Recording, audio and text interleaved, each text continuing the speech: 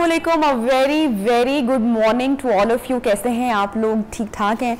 अच्छा, मुझे ऐसा लगता है कि हम जो पाकिस्तानी कौम है ना, हम बड़ी बेसब्री कौम है। हमें लगता है कि बस हम जल्दी जल्दी अपने सारे काम कर लें, हमें जल्दी जल्दी उसका रिजल्ट मिल जाए, हमें जल्दी जल्दी हमारे कामों का इनाम मिल जाए। लेकिन समटाइम क्या होता है कि ये जो जल्दबाजी है ना, ये आपको ले डूबती है, इसका भारी हर्जाना आपको भरना पड़ जाता है। आज एक बड़ी इंटरेस्टिंग न्यूज़ है एक जो मैं आपके साथ शेयर करना चाहूँगी, और लाहौर से ये न्यूज़ है, ट्रैफिक के हवाले से ये न्यूज़ है। मैं शेयर करूँगी क्योंकि बड़े इंटरेस्टिंग फैक्ट्स हैं इसके कुछ, लेकिन ज़रा थोड़ा सा आपको इंतज़ार करना पड़ेगा ये मज़ेदार खबर सुनने के हवाले से। और ख़ासकर वो लोग ज़रा मेरी बात गौर से सुन लें जो बहुत ज़्यादा ट्रैफिक कवानीन की खिलाफ वर्जियाँ करते हैं, क्योंकि उनके लिए जनाब जो है वो ख़तरे की घंटी बजने वाली है। आज नहीं तो देर सवेर सही पकड़ाई आपकी या पकड़न आपकी जनाब हो जाएगी।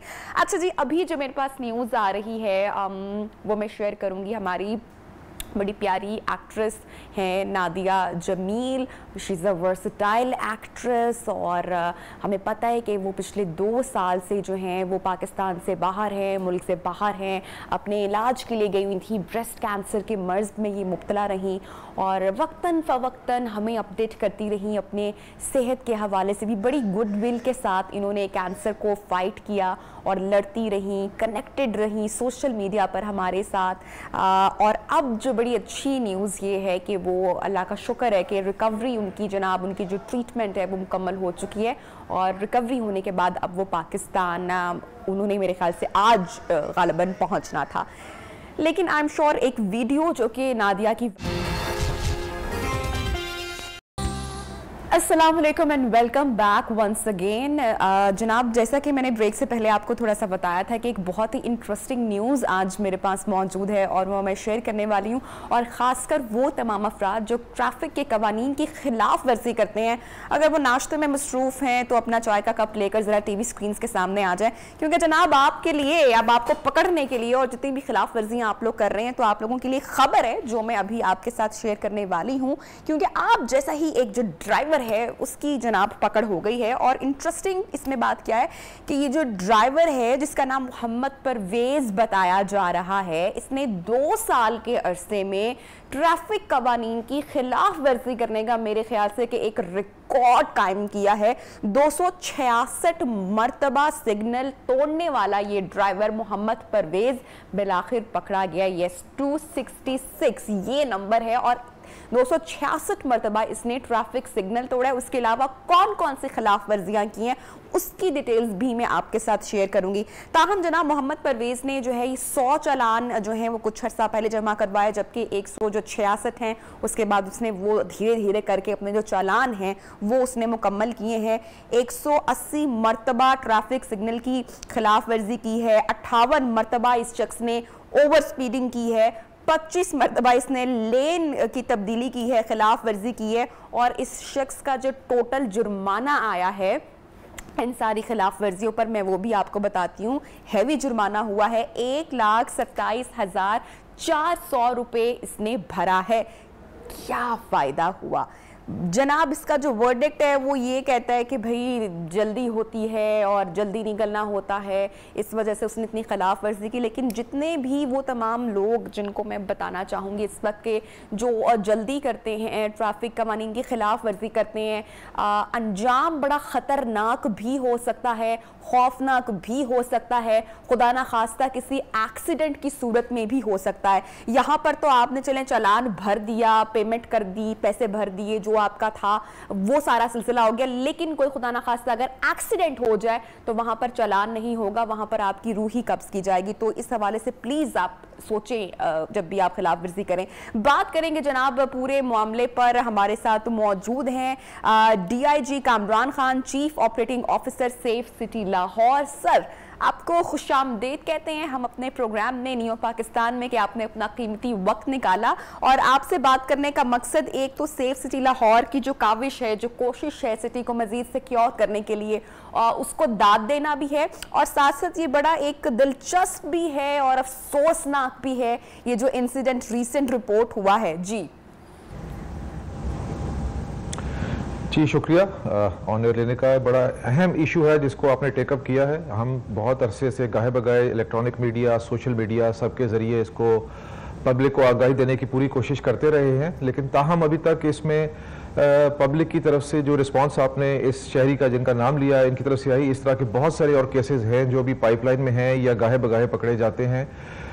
इसमें लोगों को, पब्लिक को समझने की ज़रूरत है कि अब जो उनकी वायलेशंस हैं वो कैमरा उनको मुसलसल रिकॉर्ड कर रहा है। अगर किसी वजह से चालान नहीं पहुंच पा रहा या वो जमा नहीं करवा रहे तो किसी न किसी मौके पर वो पकड़ में ज़रूर आएंगे।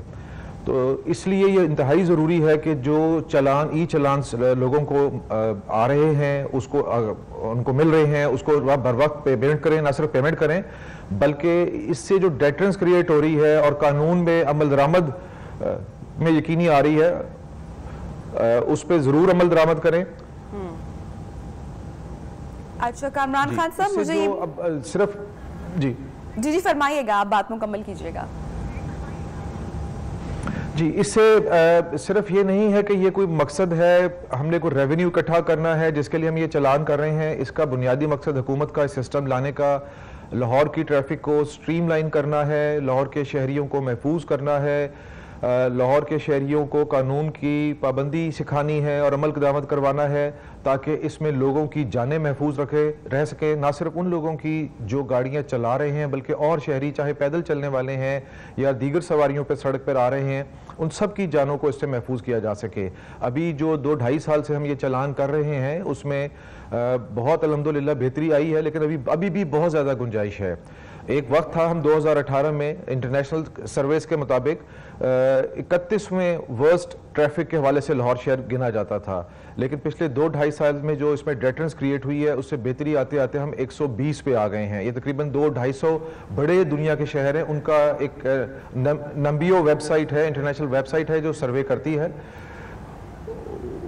उसमें हम मुसलसल बेहतरी की तरफ जा रहे हैं। लेकिन जो हमारा फिगर है 250 से 300 बड़े शहरों में, वो अभी भी 120 के करीब है, तो अभी भी मजीद बहुत गुंजाइश है। इसके अलावा 1122 का जो डाटा बता रहा है कि उसमें जितने भी लाहौर में कैटेगरीज हैं एक्सीडेंट्स की, उनमें हर कैटेगरी के अंदर लाहौर में एक्सीडेंट्स के अंदर कमी आई है और तकरीबन 30% फेटल एक्सीडेंट्स, वो एक्सीडेंट्स जिसमें लोगों की जान चली जाती थी, पिछले 2 सालों में 30% फेटल एक्सीडेंट्स, जानलेवा एक्सीडेंट्स में लाहौर में कमी आई है।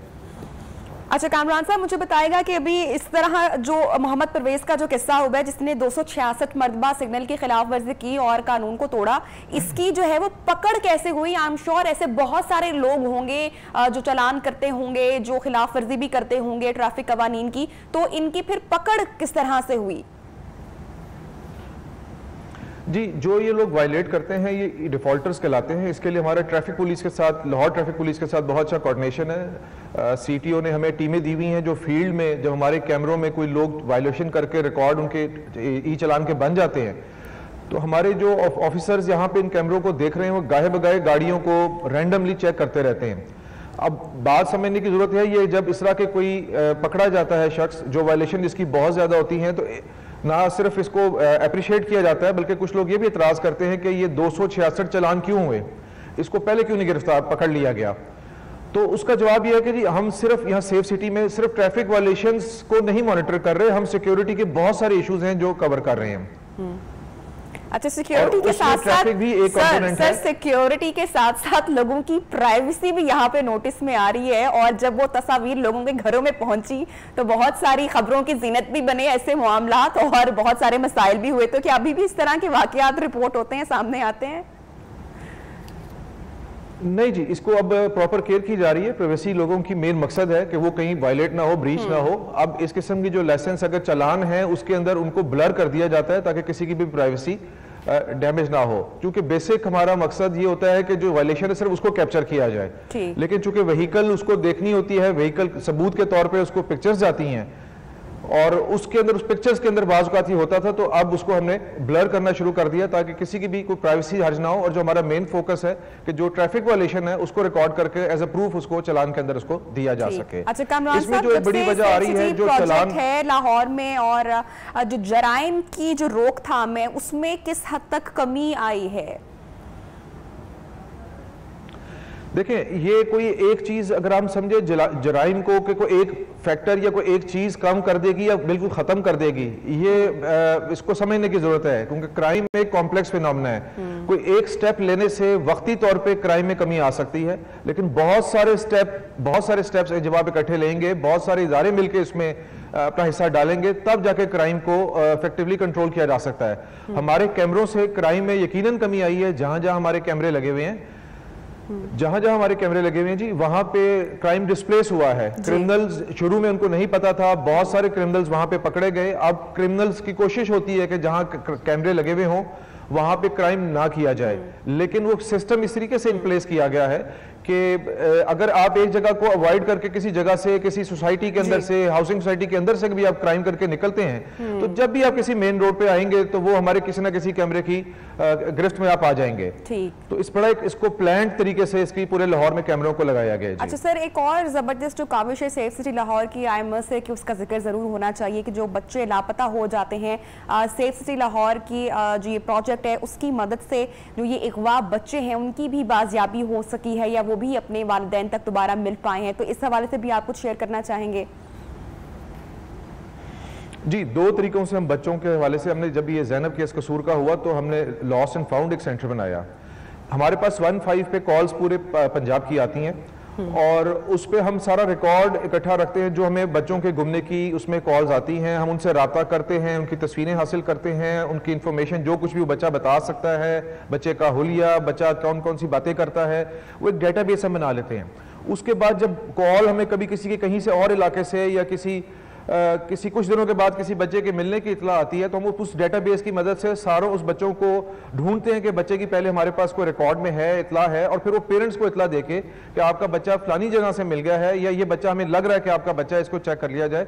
इस तरीके से हमको तकरीबन 350 के करीब बच्चे जो है अपने पेरेंट्स के साथ मिलवा चुके हैं। दूसरा तरीका बच्चों को ढूंढने का है कि अभी वो गुमे ना, और पेरेंट्स को पता भी ना हो कि बच्चे गुमे हुए हैं या पता है और उनका ट्रैक करना है, तो हमारे कैमरों की मदद से हम उनको ट्रैक करते हैं। जी, बहुत सारे बच्चे ऐसे हैं जो हमारे बच्चों ने, अभी किसी को ये भी नहीं पता था कि बच्चा परेशान है, गुमा हुआ है, रास्ता नहीं मिल रहा, हमारे बच्चों ने उनको कैमरों में ढूंढना शुरू किया और बच्चे को देखा कि बच्चा परेशान फिर रहा है, रो रहा है किसी पार्क के बाहर, स्कूल के बाहर, छुट्टी के बाद, शाम को अंधेरा हो रहा है, उन बच्चों को ट्रैक किया, पुलिस के पास उनको भेजा, और जब 15 पे कॉल आई तो पेरेंट्स को बताया कि आपका बच्चा महफूज है हमारे पास।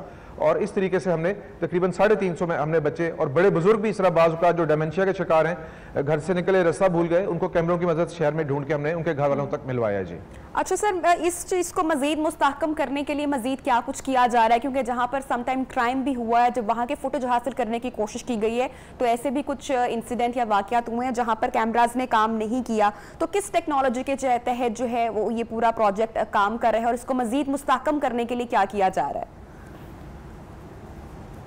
जी, मैंने जैसे जिक्र किया कि अगर कुछ जगहों पे कैमरे, यकीनन ऐसे होता है, टेक्निकल फॉल्ट्स होती हैं, लाहौर में कहीं ना कहीं डेवलपमेंट वर्क हो रहा होता है, उस वजह से कहीं पे हमारी जो फाइबर लाहौर में तकरीबन 2000 किलोमीटर बिछी हुई है वो डैमेज हो जाए, तो उससे जो कनेक्टेड कैमरे हैं वो वक्ती तौर पर डाउन हो जाते हैं, ऑफलाइन हो जाते हैं। बट 24 घंटे हमारी ऑपरेशन एंड मेंटेनेंस की टीम्स लाहौर में मूव कर रही होती हैं, जो इनको ठीक कर रही होती हैं। इसके अलावा आजकल जैसे लोड शेडिंग बहुत ज़्यादा हो रही है, तो लोड शेडिंग के हवाले से जो हमारे बैकअप टाइम है, जो बैटरीज लगी हुई हैं, लेकिन अगर उस टाइम से ज़्यादा पावर चली जाए तो वो बैटरीज भी काम करना छोड़ जाती हैं और कैमरे उसकी वजह से डाउन हो जाते हैं। बट ये टेम्परेरी फेज है, साथ साथ वो कैमरे अप हो रहे होते हैं।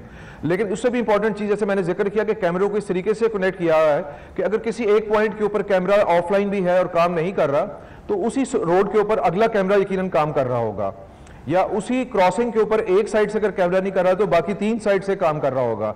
तो ऐसा नहीं होता बिल्कुल भी कोई क्लू ना मिले, हमारे उस सिस्टम के नेटवर्क के जरिए कहीं ना कहीं से जो जराइम करके मुजरिम भाग रहे होते हैं, सवारी पे हों चाहे पैदल हों, उनका कोई ना कोई ट्रेस मिल जाता है। और उसका सबूत यह है कि हमारे पास लाहौर पुलिस के तकरीबन डेली बेसिस पे 30 से 40 तफ्तीशी अफसर डेली बेसिस पे वीडियो एविडेंस जो लाहौर में मुख्तलिफ जराइम हो रहे होते हैं, क्राइम अगेंस्ट पर्सन है या क्राइम अगेंस्ट प्रॉपर्टी है, दोनों हवालों से डेली बेसिस पे हमारे पास वीडियो एविडेंस कलेक्ट करने आते हैं, जो ट्रायल में उनको और इन्वेस्टिगेशन में ना सिर्फ हेल्प करते हैं बल्कि कोर्ट में फॉर ट्रायल पर्पसेस जमा भी करवाए जा रहे हैं, और जिसका आने वाले वक्तों में इंशाल्लाह ताला कन्विक्शन पर बहुत बेहतर असर पड़ेगा। ठीक है सर, बताइएगा सिर्फ लाहौर शहर में बाकी आपने कहा कि इसके लिए एक्सपेंशन क्या कर रहे हैं? जी जी मैं पूछना चाह रही हूँ कि लाहौर शहर में कितने कैमरास लगे हुए हैं और कौन कौन से इलाके अभी ऐसे हैं जो सेफ सिटी के तहत आप समझते हैं कि अभी अनकवर हैं, जिनको कवर करना भी बाकी है?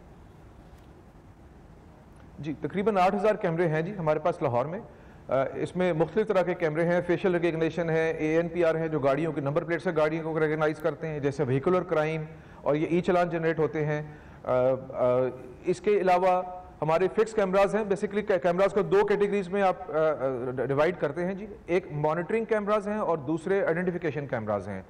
तो ये तकरीबन 8000 कैमरा हैं। इसके अलावा पुलिस के जो गाड़ियां हैं उन पे भी कैमरे लगे हुए हैं। जो पीरू की गाड़ियां हैं वो जो इलाके फिक्स कैमरों से कवर नहीं हो रहे वो गाड़ियों से हम कवर कर लेते हैं। इसके अलावा हैंडसेट्स जो हमारे हैं, जो वॉकी टॉकी सेट होता है, ये LTE सेट्स कहलाता है। हमारा अपना टेलीकम्युनिकेशन सिस्टम है लाहौर में जो 4.5G पे चलता है, LTE एडवांस पे है, और उसके ज़रिए उन हैंडसेट्स के जरिए कैमरा इनेबल्ड है। जहाँ जहाँ गली मोहल्लों में वो सेट चला जाता है डॉल्फिन के ज़रिए या लाहौर पुलिस के ज़रिए, तो वहाँ से भी लाइव कवरेज शुरू हो जाती है। अब जो फ्यूचर में प्लान है, इसमें गवर्नमेंट ने इस साल फंडिंग दी है। लाहौर के कुछ इलाके इसमें पॉइंट आउट हुए हैं। बेसिकली जब ये कैमरे लगाए गए थे तब भी लाहौर पुलिस ने और लॉ इन्फोर्समेंट एजेंसीज ने सर्वेस किए थे। उसकी बेसिस पे हॉटस्पॉट डिफाइन हुए थे, VIP रूट्स देखे गए थे, माइनॉरिटीज़ की इबादत गाहें देखी गई थी, मुहर्रम के जुलूस जहाँ पे निकलते हैं हम लाहौर में उनकी कवरेज की गई थी। क्रिकेट के हवाले से PSL या क्रिकेट टीम्स जो आती हैं उनकी सारी कवरेज को इसमें मद्देनजर रखा गया था। लेकिन अब इस पिछले 3 से 4 ये सर्वे हुआ था 2015-16 में, अब 5 साल के अंदर नए कुछ हॉटस्पॉट्स डेवलप हो गए हैं। इस साल हुकूमत ने हमें फंडिंग दी है जी, इंशाल्लाह ताला जो ग्रेजुअली मरहलावार अगले 2 सालों में हमें मिलेगी। इसमें लाहौर के इन कैमरों को मजीद एक्सपेंड कर रहे हैं हम। 200 से 300 मजीद कैमरे जो लाहौर पुलिस ने आइडेंटिफाई किए हैं वो नए इंस्टॉल किए जाएंगे। ठीक है सर, लास्ट सवाल आपसे पूछना चाहूंगी। एंट्री एग्जिट पॉइंट जो लाहौर के हैं जी जी 8 से 9 एंट्री पॉइंट्स हैं लाहौर के मजीद जो इसमें हम कवर कर रहे हैं। जो पहले वैसे हमारी सर्वेलेंस में हैं कैमरे हैं, लेकिन अब उनको व्हीकुलर मॉनिटरिंग और आइडेंटिफिकेशन के हवाले से हमें मजीद कैमरे लगवाए जा रहे हैं। ये स्कीम भी गवर्नमेंट ने इस साल फुल फंडिंग के साथ हमें दी है जी। ठीक है सर, लास्ट आना चाहेंगे कि जो अपकमिंग सेफ सिटी लाहौर के जो प्रोजेक्ट्स हैं उसमें जो है वो क्या कोई ऐसे प्रोजेक्ट्स भी हैं जिनमें मजीद वर्किंग भी की जा रही है, अगर आप शेयर करना चाहें। जी मज़ीद देखें, किसी भी प्रोजेक्ट की सस्टेनेबिलिटी के लिए 2 चीज़ें ज़रूरी हैं कि उसकी अपग्रेडेशन हो और उसके फ़वाइद को उन इलाकों तक, उन जहाँ तक वो नहीं पहुँच पा रहे वहाँ तक सम्राट को पहुँचाया जाए, जिसके अंदर एक्सपेंशन ज़रूरी है किसी भी प्रोजेक्ट की सस्टेनेबिलिटी के लिए। तो ये मैंने आपको बताया कि हुकूमत जो मौजूदा हुकूमत है वो इसका कॉग्निजेंस लिया है उसने, और इसको एक्सपेंशन लाहौर की हम कर रहे हैं। इसके अलावा हुकूमत ने इसको ननकाना शहर की जो है रिलीजियस टूरिज्म के हवाले से वो भी इस दफ़ा फंडिंग दी है। ननकाना शहर को भी करेंगे और उसको लाहौर के साथ कनेक्ट करेंगे, जैसे हमने ज़ैनब केस के बाद लाहौर कसूर सिटी को किया था और लाहौर के साथ कनेक्टेड है। तो ये लाहौर की सेकंड लाइन ऑफ डिफेंस बन जाएगी। एक आखिर में एक मुझे अगर आप इजाजत दें तो मैं एक छोटी सी बात आपसे जी सर, बिल्कुल करता चलूं कि जो आपने शुरू जहां से किया था जी, जो ई चलान से आपने शुरू किया था उसमें एक इतराज लोगों का आता है कि हमें पता नहीं लगा कि हमारे चलान हो गए हैं। ऑल्दो इस केस में जिसमें 266 चलान हुए थे उन्होंने तो इकरार किया कि उनको चलान मैसेज भी मिलते रहे हैं। इसमें हम जिन लोगों के चलान होते हैं उनको रेगुलर SMS मैसेज भी भेजते हैं जिनका मोबाइल नंबर रिकॉर्ड में अवेलेबल है। इसके अलावा एक हमने शॉर्ट कोड का इजरा किया है जी 8815। इसमें जो भी आप अपनी जो भी सवारी है आपके पास, अगर आपने सवारी का चेसिस नंबर इस पे SMS करें तो आपको जब भी दिन में एक दफ़ा, हफ्ते में एक दफ़ा, महीने में एक दफ़ा चेक कर सकते हैं कि आपकी सवारी जो भी है, मोटरसाइकिल, गाड़ी, बस, ट्रक, रिक्शा, उसके अगेंस्ट कोई चलान पेंडिंग तो नहीं है, ताकि आपको बर वक्त इत्तला मिल जाए और बजाय कि ट्रैफिक पुलिस आपको सड़कों पर रोके, आप अपना चलान जिम्मेदार शहरी के तौर पर अपना बर वक्त चलान जमा करवा सकें। ठीक है, बहुत शुक्रिया DIG कामरान खान साहब, chief operating officer safe city Lahore, हमारे साथ आज शामिल गुफ्तगू थे। तफसीलन हमारी गुफ्तगू हुई उनसे, तमाम जो मामलात हैं, जो सेफ सिटी लाहौर के जो प्रोजेक्ट्स हैं उसके ऊपर हमने गुफ्तगू की। जनाब एक लेंगे ब्रेक, और जब ब्रेक से वापस आएंगे तो प्रोग्राम को और गुफ्तगू को आगे बढ़ाएंगे। आप साथ रहिएगा।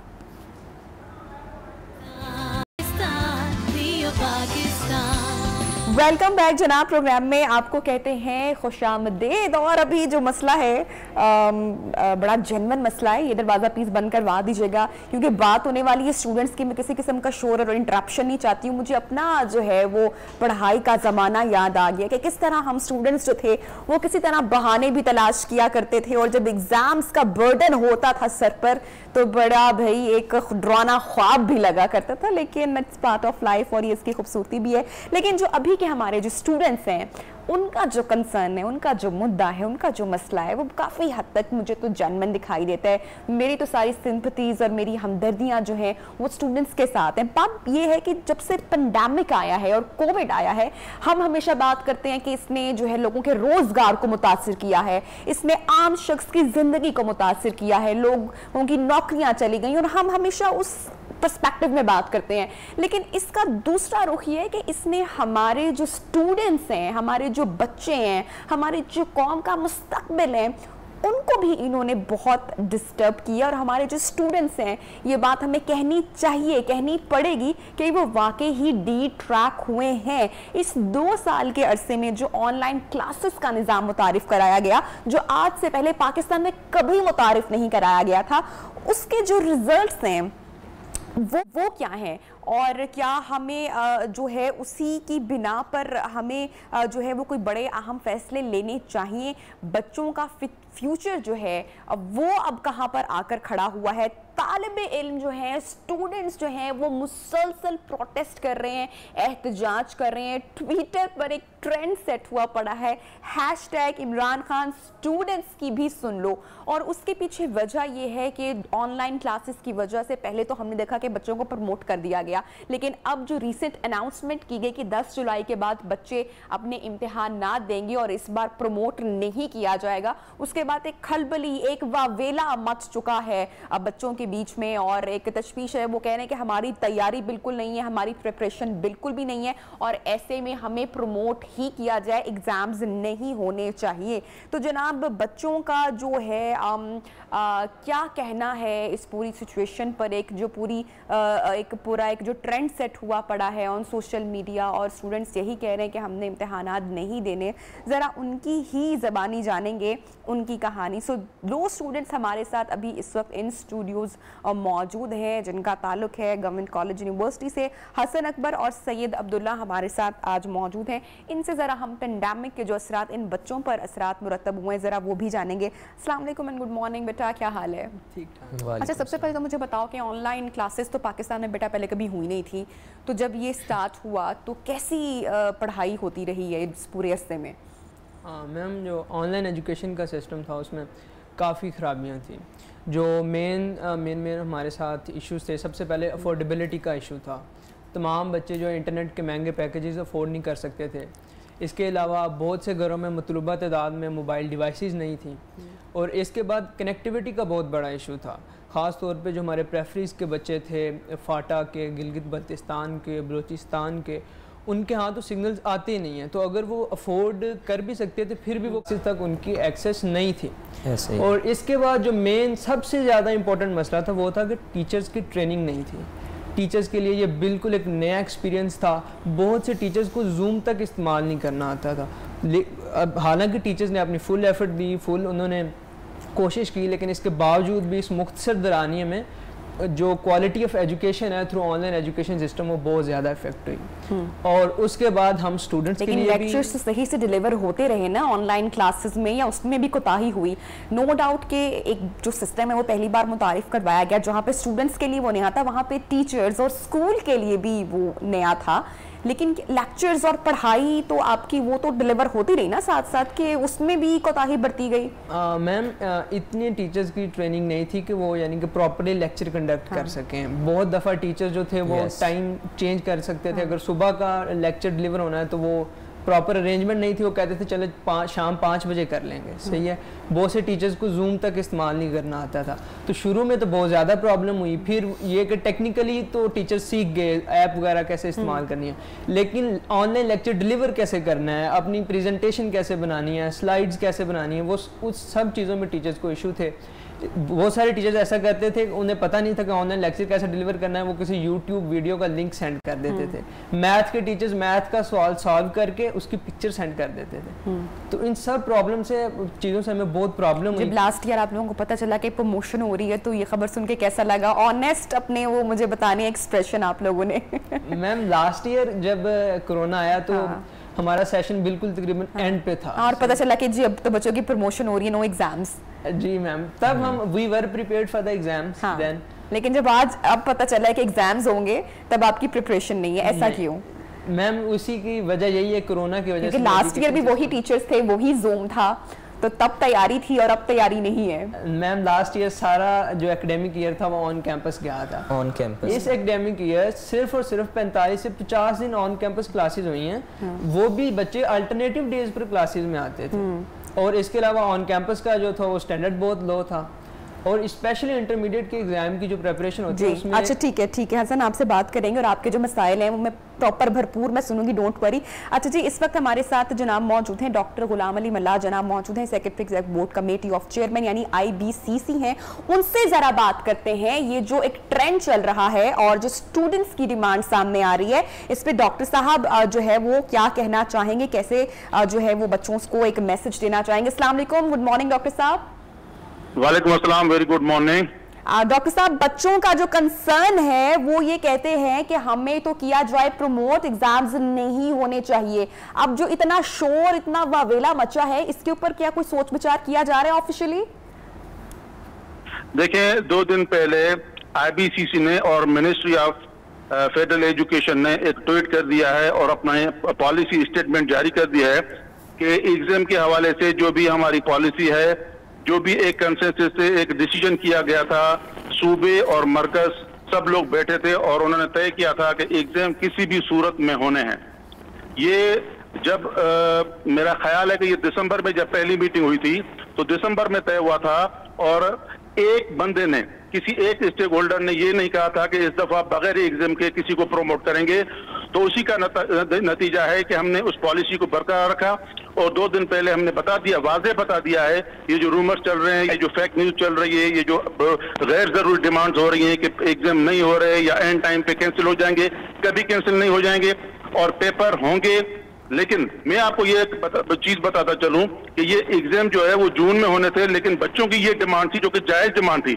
बच्चों ने ये कहा था कि हमें प्रिपरेशन के लिए टाइम दिया जाए, और सब लोगों ने IPMC में ये तय किया था, inter provincial education minister conference में ये तय हुआ था कि बच्चों को टाइम दिया जाए। और हमने सब लोगों ने जो है वो डिस्कशन के बाद ये तय किया कि अब इंस्टेड ऑफ जून, अब हम जुलाई में जो है